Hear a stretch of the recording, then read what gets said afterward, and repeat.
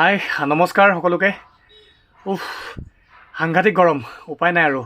কেইদিনমান আগত বৰষুণে ধুই আছিলে আৰু এতিয়া ঘামে ধুই আছে ভালকৈ। আৰু ইমান প্ৰচণ্ড গৰমৰ মাজতো কাম কৰি থাকিব লগা হৈছে, বুজিছেনে? কি কৰিব, কামটো আমি কৰিবই লাগিব, কৰ্মই আমাৰ ধৰ্ম।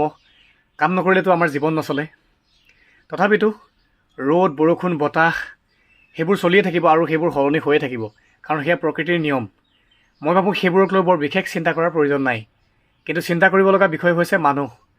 যদি মানুহ সলনি হৈ যায় তেতিয়া কিন্তু বৰ ভয়ংকৰ হৈ উঠে।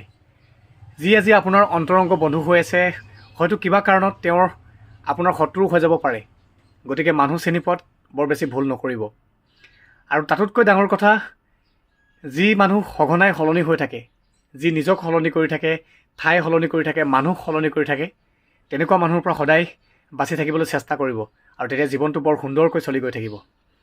বাৰু যি কি নহওক, ইমান গৰমৰ মাজত নেমু পানী খাওক আৰু গছৰ তলত জিৰণি লৈ নিজৰ কেয়াৰ লওক।